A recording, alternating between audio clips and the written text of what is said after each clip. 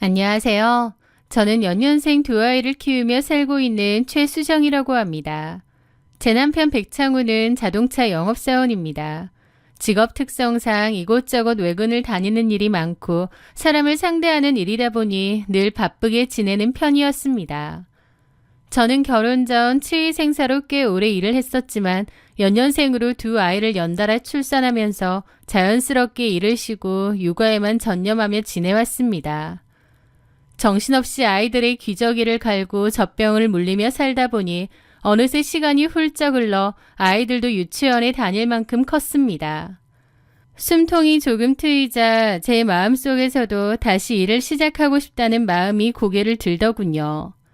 저녁 식사 자리에서 남편에게 이제 슬슬 일을 다시 시작해보려 한다고 말했습니다.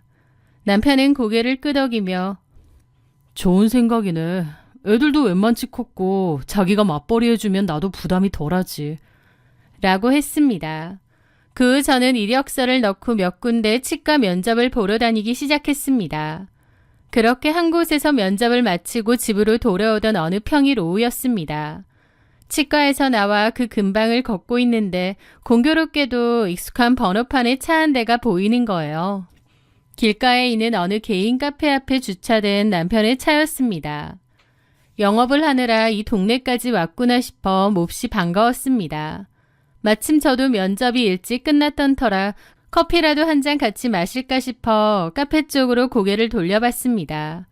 유리창 너머로 카페 안을 들여다보니 남편은 창가 쪽 테이블에 카페 사장으로 보이는 한 여자와 마주 앉아 이야기를 나누고 있었습니다. 여자는 앞치마를 두르고 있었고 남편은 테이블 위에 책자 같은 것을 펼쳐두고 있었죠. 아마 영업이나 상담을 하고 있는 듯 했습니다. 방해를 하면 안 되겠다 싶어 들어갈까 아니면 밖에서 기다릴까 망설이고 있던 찰나였습니다. 대화를 마치려는지 남편이 먼저 자리에서 일어났고 맞은편에 앉아있던 여자도 따라 일어났습니다. 그리고 그 순간 제가 평생 잊지 못할 장면이 눈앞에서 벌어졌습니다. 남편은 자리에서 일어나며 테이블 위로 손을 뻗어 그 여자의 손을 아주 다정하게 꼭 쥐었습니다. 여자 역시 전혀 당황하는 기색 없이 오히려 환하게 웃으며 비어있는 반대편 손으로 남편의 어깨를 가볍게 톡톡 치더군요. 마치 연인들끼리 헤어지기 아쉬워서 하는 듯한 스킨십처럼요. 창밖에서 그 광경을 지켜보던 저는 숨이 턱 막혔습니다. 순간 제 눈을 의심했죠. 지금 내 남편이 저 여자랑 뭘 하고 있는 거지? 머릿속이 하얗게 비어진 채 그 자리에 나무 토막처럼 굳어버렸습니다. 잠시 후 카페 문을 열고 나오던 남편은 밖에 서 있는 저와 정면으로 마주치자 화들짝 놀라더군요. 여보, 여기 왜 있어? 저는 떨리는 목소리를 애써 억누르며 건조하게 되물었습니다. 당신 방금 저 여자랑 뭐 했어? 남편의 눈동자가 갈 곳을 잃고 흔들렸습니다. 뭐래, 영업했지. 여기 사장님이 이번에 차 뽑는다고 해서 계약 조건 얘기하고 나오는 길인데 너 면접 본다더니 왜 여기서 이러고 있어? 참나, 차 계약하는데 손은 왜 잡아? 내가 방금 밖에서 다 봤거든? 당신이 저 여자 손 꼭 쥐고 저 여자가 당신 어깨 치면서 웃는 것까지. 제 입에서 구체적인 정황이 나오자 남편은 잠깐 당황하더니 이내 얼굴을 붉히며 언성을 높이더군요. 뭔 소리야. 손을 만지게 누가 만져. 무슨 헛소리를 하는 거야. 카달로그 주면서 손끝이 살짝 스친 걸 가지고 잘못 본 거겠지. 열심히 일하는 사람한테 지금 뭔 소리를 하는 건지. 펄쩍 뛰며 부인하는 태도에 오히려 제가 당황하고 말았습니다. 방금 전까지 분명 제 두 눈으로 확인했는데 남편은 그런 적 없고 제가 잘못 본 거라며 박박 우겨대더라고요. 그래서 저는 아주 잠깐 내가 잘못 본 건가 싶은 생각마저 들 정도였습니다. 그 소란에 카페 안을 힐끗 보니 유리창 너머로 그 여자가 카운터에 서서 저희 부부를 지켜보고 있었습니다. 그러다 저와 눈이 마주치자 황급히 고개를 돌려 시선을 피하더군요. 무언가 지독하게 찜찜하고 불쾌한 기분이 느껴졌지만 길거리에서 계속 싸울 수는 없었습니다. 남편도 다음 약속이 있어서 가봐야 된다며 도망치듯 차에 올라타 떠나버렸고요. 저는 무거운 발걸음을 이끌고 집으로 돌아왔습니다. 집에 돌아와 아이들을 돌보는 내내 머릿속에서는 그 장면이 반복해서 재생되었습니다. 그게 어떻게 영업사원과 고객이겠나요? 제 심증은 남편이 딴짓을 벌이고 있다는 확신이 들었습니다. 그날 저녁 퇴근하고 돌아온 남편에게 다시 낮의 일을 추궁했습니다. 낮에 그 여자랑 손잡은 거 맞잖아. 나 바보 아니야. 당신 밖에서 무슨 짓 하고 다니는 거야? 제 말이 끝나기가 무섭게 남편은 겉옷을 소파에 집어던지며 소리를 냅다 질렀습니다. 아, 진짜 그만 좀 해. 아, 너 애 키우면서 집에만 있더니 정신이 어떻게 된 거 아니야? 아, 왜 일하러 나간 사람 잡느냐고. 너 혹시 의부증 있어? 아니면 망상증이라도 있는 거야? 내가 처자식 먹여 살리려고 굽신거리며 영업 뛰는데 왜 사람을 바람 피우는 놈 취급해? 적반하장도 유분수지 남편은 저를 의부증이나 망상증 걸린 여자로 몰아가더군요. 10년 가까이 알고 지내며 남편이 저렇게까지 이성을 잃고 악을 쓰는 모습은 처음 보았습니다. 너무나 완강하게 자신이 억울하다며 길길이 날뛰는 모습을 보니 더 이상 따져 묻기가 어려웠습니다. 명백한 물증은 없고 제 눈으로 본 정황뿐이니까요. 시간이 며칠 지나자 저 역시 스스로를 의심하기 시작했습니다. 그래, 육아에 지쳐서 내가 예민해진 걸 수도 있어. 영업하다 보면 살갑게 굴어야 할 때도 있고 카탈로그 전해주는 건데 창밖에서 봐서 제대로 못 봤을 수도 있지. 그렇게 어떻게든 제 자신을 합리화하며 애써 찜찜함을 덮어두려 했습니다. 그런데 얼마 뒤 저는 다행히 제가 면접을 보았던 치과 중 한 곳에 합격을 하여 출근을 시작하게 되었습니다. 공교롭게도 그 치과는 그 카페와 가까웠던 치과였죠.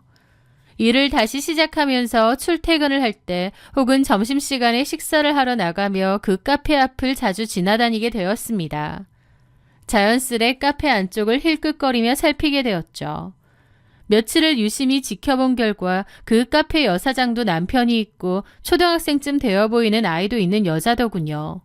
아이가 카페 카운터 구석에 앉아 숙제를 하고 여사장이 아이의 머리를 쓰다듬어 주는 모습도 목격했거든요. 그러던 어느 날 점심 식사 후 저는 치과 식구들에게 커피를 돌리기 위해 그 카페 문을 열고 들어갔습니다. 사실 커피는 핑계고 그 여자의 얼굴을 가까이서 확인해 보고 싶었기 때문이었죠. 어서 오세요. 여자는 아주 밝고 친절한 미소로 저를 맞이했습니다. 제가 치과 유니폼을 입고 음료 5잔을 주문하자 그녀는 부침성 있게 말을 건네며 싹싹하게 응대했습니다. 주문하신 커피 나왔습니다. 치과에서 일하시나 봐요. 아, 네. 맛있게 드시고 좋은 하루 보내세요. 싹싹하고 친절하더군요. 그 평범하고 수더분한 모습에 이상하게도 마음이 놓였습니다. 그래, 내 착각이었나 보다. 그냥 평범하고 수더분한 사람 같은데 내가 오해해서 괜한 남편만 들들 볶았구나 라고요. 하지만 그 어리석은 안도감이 산산조각 나는 데는 그리 긴 시간이 필요하지 않았습니다. 왜냐면 그날 저녁 아이들을 재우고 남편과 거실에서 TV를 보고 있었을 때였어요. 남편이 잠깐 화장실에 간 사이 소파 옆 협탁에 올려져 있던 남편의 핸드폰 화면에 카카오톡 팝업 알림이 작게 떠올랐습니다. 무심코 시선을 돌렸던 저는 화면에 뜬 그 한 줄의 메시지를 보고 온몸이 돌처럼 굳어버렸습니다. 와이프 오늘 다녀갔어. 보낸 사람의 이름은 고객 이현영 사장님이라고 저장되어 있었습니다. 와이프가 오늘 다녀갔다니. 제가 오늘 치과 식구들의 커피를 사러 그 카페에 갔던 일을 말하는 것이 분명했습니다. 단순한 자동차 영업사원과 고객의 사이라면 이런 카톡을 보낼 리가 없죠. 심장이 미친 듯이 뛰기 시작했습니다. 저는 떨리는 손을 뻗어 남편의 핸드폰을 집어들려 했습니다. 그 순간 화장실에서 나온 남편이 번개처럼 달려들어 제 손에서 핸드폰을 낚아채듯 빼앗아갔습니다. 뭐 하는 거야? 남의 폰을 왜 건드려? 남편의 눈은 크게 떠져 있었고 얼굴에는 당황한 기색이 역력했습니다. 저는 자리에서 벌떡 일어나 남편을 노려보며 쏘아붙였습니다. 방금 그 카톡 뭐야? 이현영? 그 카페 여자지? 나 다녀간 걸 왜 당신한테 보고해? 당장 내놔. 그 핸드폰 보여줘. 남편은 핸드폰을 등 뒤로 숨기며 또다시 방어적인 태도로 일관했습니다. 아, 왜 이러냐 진짜. 아, 무슨 카톡. 그냥 이거 내 직장 동료야.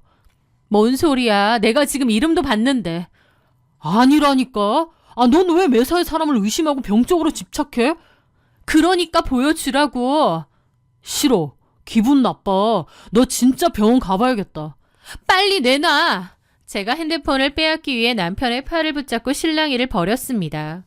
의심받기 싫으면 보여주면 되잖아. 당장 잠금 풀어. 이거 놔. 진짜 미쳤냐? 거실에서 고성이 오가고 몸싸움이 거칠어지자 안방에서 자고 있던 둘째 아이가 깜짝 놀라 깨어 울음을 터뜨렸습니다. 아이의 자지러지는 울음소리에 저는 일단 멈출 수밖에 없었습니다. 남편은 그 틈을 타 재빨리 핸드폰을 주머니에 쑤셔놓고는 씩씩거리며 밖으로 나가버렸습니다. 울면서 보채는 아이의 등을 토닥이며 입술을 꽉 깨물었습니다.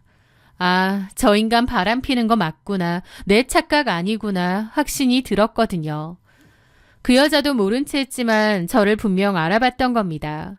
직감은 100% 확신으로 변했지만 남편은 철저하게 핸드폰을 숨기며 저보고 계속 병원 가보라는 소리만 하더군요. 증거가 없어서 팔짝 뛸 것 같은 이 상황 속에서 저는 어떻게든 빼도 박도 못할 완벽한 증거를 찾아내야만 했습니다. 그렇게 며칠 뒤 새벽 2시 남편의 규칙적인 코골이 소리가 안방에 울려 퍼질 때쯤 저는 조심스럽게 자리에서 일어났습니다. 그리고 남편 핸드폰을 조심히 꺼냈죠. 거실로 나와 핸드폰 화면을 켰습니다. 역시나 비밀번호가 걸려 있더군요. 평소 남편이 쓰던 비밀번호, 아이들의 생일, 우리 결혼기념일, 남편의 차 번호까지 제가 아는 모든 숫자를 조합해 눌러보았습니다. 하지만 화면에는 비밀번호가 일치하지 않습니다라는 문구만 반복해서 뜰 뿐이었습니다. 몇 번의 시도 끝에 화면이 잠시 잠겼고 저는 초조한 마음에 손톱만 물어뜯고 있었습니다. 도대체 비번이 뭘까 고민하는데 그 순간 거기서 뭐해?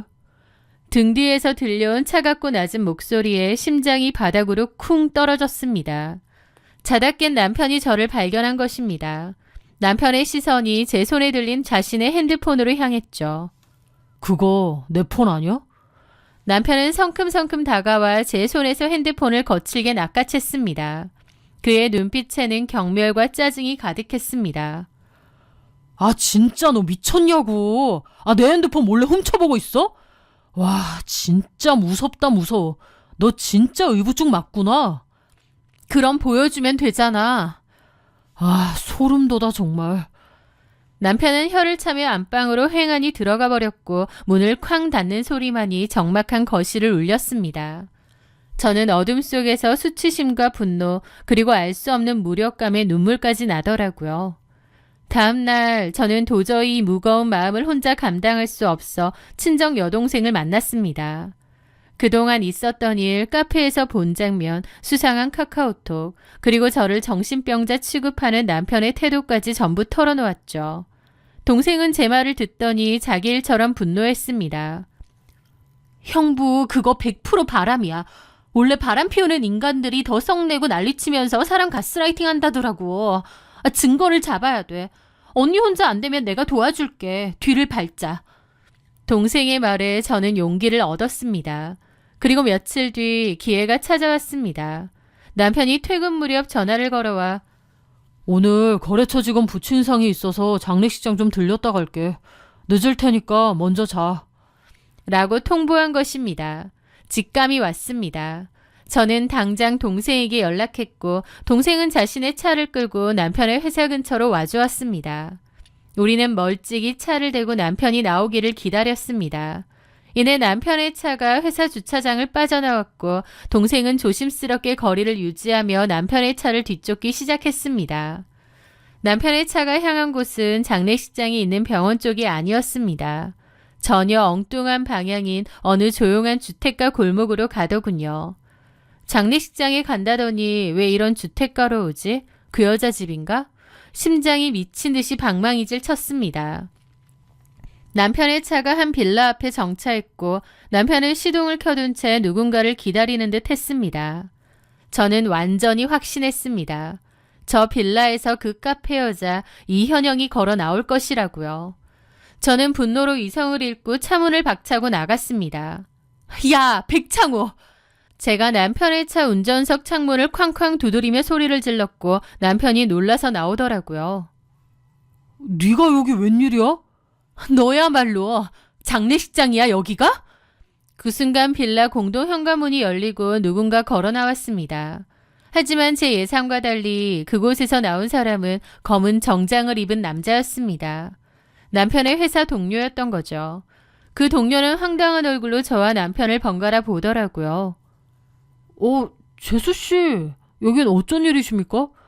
동료의 말에 따르면 차가 고장난 그를 장례식장까지 태워가기 위해 남편이 집 앞까지 픽업을 하러 와준 것이었습니다. 저는 말 그대로 쥐구멍이라도 숨고 싶었습니다. 오해와 의심에 사로잡혀 남편의 회사 동료 앞에서 추태를 부린 것 같았죠. 남편은 저와 제 여동생을 보며 헛웃음을 쳤습니다. 와, 진짜 가지가지한다. 처제까지 끌어들여서 내 뒤를 캐? 저는 아무 말도 하지 못했습니다. 나중에 집에서 봐. 남편은 으름장을 놓고 그 동료와 떠났습니다. 분명 남편이 바람을 피우는 것 같다는 확신이 있었는데 상황이 이렇게 흘러가 버리니 너무 난감하더라고요. 남편은 장례식장에 들렀다가 집에 온 후 화가 머리 끝까지 났죠.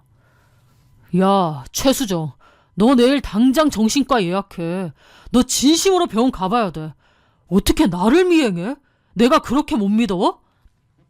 아니, 그게 아니고. 와, 진짜 나 너랑 못 살겠다.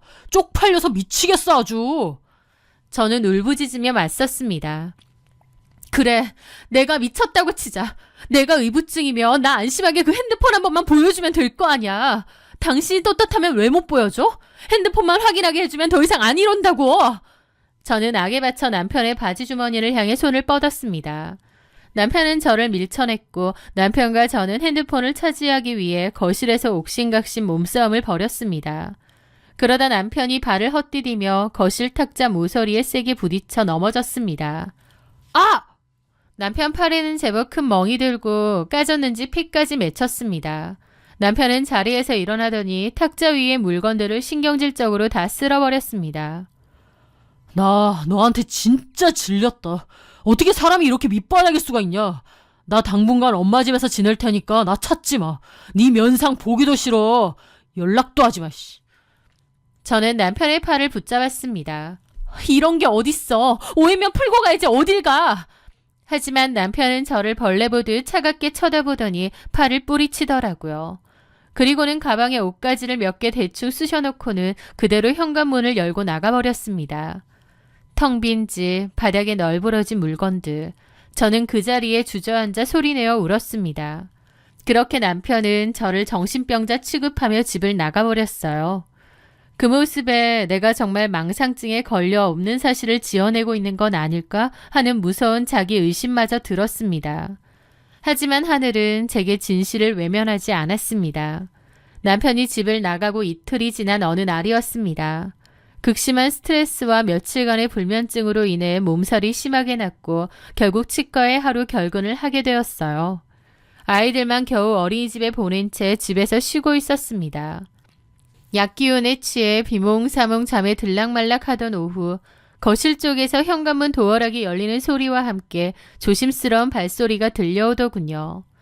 뭐지 싶어 숨을 죽이고 살짝 방문을 열어 틈새로 밖을 내다보았습니다. 그런데 남편이었습니다. 집에 아무도 없을 거라고 생각했는지 아주 조심스럽게 거실로 들어온 남편은 곧장 거실 소파 테이블 위로 향했습니다. 그 위에는 저희 첫째 아이가 영어학습 프로그램을 들을 때 사용하는 태블릿이 놓여 있었습니다. 남편은 그 태블릿을 집어들더니 화면을 켜고 아주 다급한 손놀림으로 무언가를 지우려는 듯 하는 거예요.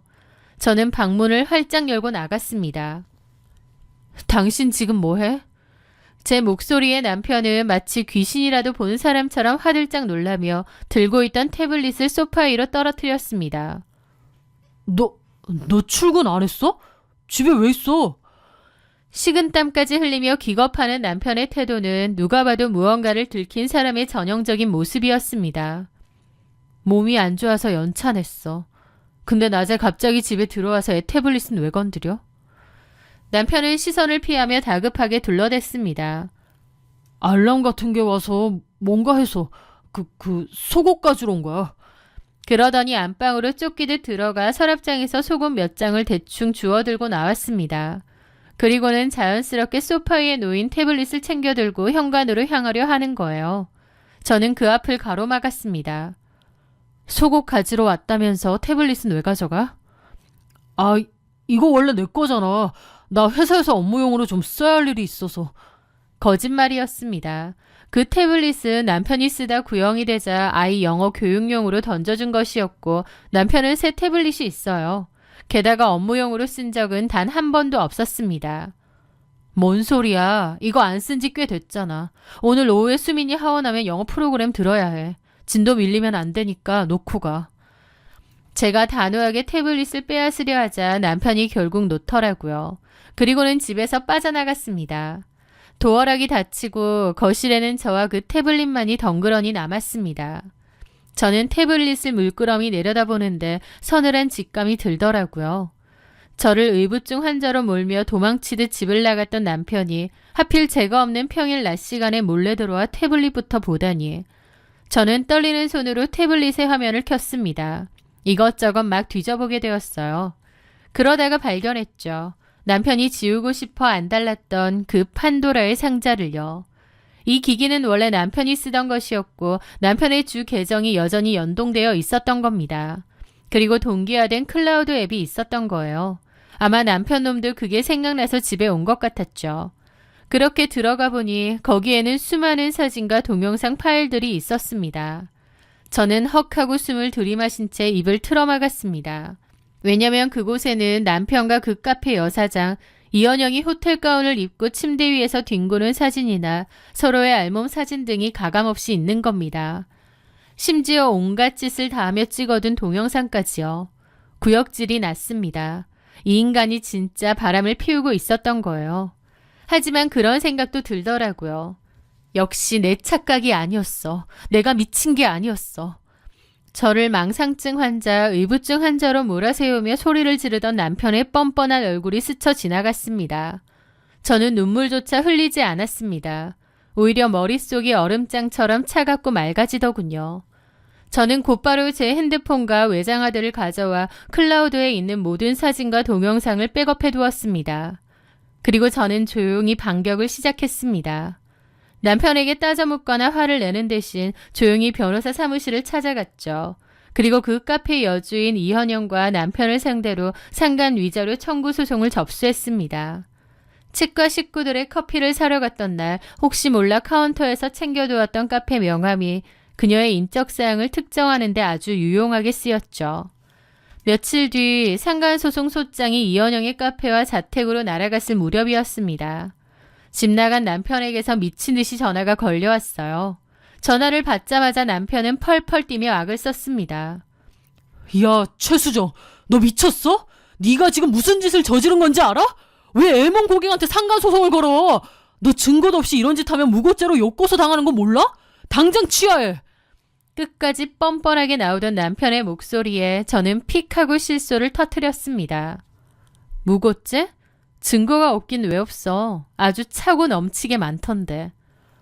뭔 소리야. 네가 무슨 증거가 있어. 네가 줬잖아 증거. 내가 줬다니? 아이패드. 당신이 그날 낮에 헐레벌떡 들어와서 지우려다 실패한 그 태블릿 말이야. 클라우드 연동 켜져 있더라. 당신이랑 이현영 호텔 침대에서 아주 재밌게 놀았더만. 수화기 너머로 거짓말처럼 정적이 흘렀습니다. 숨소리조차 들리지 않았습니다. 자신이 무슨 짓을 저질렀는지 깨달은 남편의 얼굴은 안 봐도 훤했습니다. 저는 그대로 전화를 끊어버렸습니다. 제가 던진 상간소송의 파장은 제가 생각했던 것보다 훨씬 더 스펙터클하게 흘러갔습니다. 소장이 이현영의 집으로 송달되면서 당연하게도 이현영의 남편 역시 아내의 불륜 사실을 알게 된 모양이었습니다. 분노로 눈이 뒤집힌 이현영의 남편은 제 남편이 근무하는 자동차 영업소로 쳐들어갔더군요. 대낮에 영업소에서 이현영의 남편은 제 남편의 멱살을 잡고 주먹 다짐을 벌였다고 했죠. 동료들과 고객들이 다 보는 앞에서 남편은 얼굴이 터지도록 얻어맞았고 그 난투극은 경찰이 출동하고 나서야 겨우 끝이 났습니다. 제게 그렇게 당당하게 큰 소리치던 남편은 직장에서 제대로 개망신 당한 거죠. 게다가 소송 과정에서 드러난 진실은 그들의 불륜을 더욱 추악하게 만들었습니다. 남편은 차를 팔러 갔다가 우연히 눈이 맞았다고 했었지만 그조차도 거짓말이었습니다. 두 사람은 오픈 채팅방을 통해 만난 사이였습니다. 기혼자들끼리 익명으로 만나 잠자리를 갖는 아주 저급한 채팅방에서 만났던 거더라고요. 영업소에서 난 난리 때문에 이현영은 동네에 상간녀라는 소문이 쫙 퍼져서 카페문에 임시 휴업이라는 종이를 써붙인 채 자취를 감췄습니다. 모든 진실이 밝혀진 이상 제가 남편놈과 혼인관계를 더 유지할 이유는 없었습니다. 저는 즉각 이혼 소송을 진행했습니다. 남편은 싹싹 빌며 용서를 구했지만 이미 엎질러진 물이었죠. 클라우드에 저장된 빼도 박도 못하는 명백한 증거들 덕분에 소송은 아주 빠르고 완벽하게 제 승리로 끝났습니다. 저는 추악한 짓을 저지른 남편과 상간녀 이현영 모두로부터 두둑한 위자료를 받아냈어요. 그리고 혼인기간 동안 형성한 재산 분할에서도 정당하게 제 몫을 챙겨올 수 있었습니다. 그 후 저는 친정집 근처에 깨끗하고 아담한 아파트를 얻어 두 아이와 함께 살고 있습니다. 치과 일도 열심히 하며 워킹맘으로서 바쁘지만 충만한 하루하루를 보내고 있죠. 가끔 그날의 일들을 떠올려 봅니다. 아무리 심증이 뚜렷해도 증거를 찾지 못해 속이 새카맣게 타들어가던 그 막막했던 시간들. 그리고 저를 의부증 환자로 망상증 환자로 몰아세우며 눈 하나 깜짝하지 않고 거짓말을 내뱉던 그 인간의 뻔뻔함. 그 모든 것들이 치가 떨리지만 한편으로는 멍청한 남편이 스스로 제 손에 증거를 쥐어준 그 우연이 얼마나 감사한지 모릅니다. 비록 이제는 혼자서 두 아이를 키워야 하는 싱글맘이지만 저는 제 아이들에게 부끄럽지 않은 당당한 엄마로서 꿋꿋하고 행복하게 제 인생을 살아갈 것입니다. 지금까지 제 사연을 들어주셔서 감사합니다.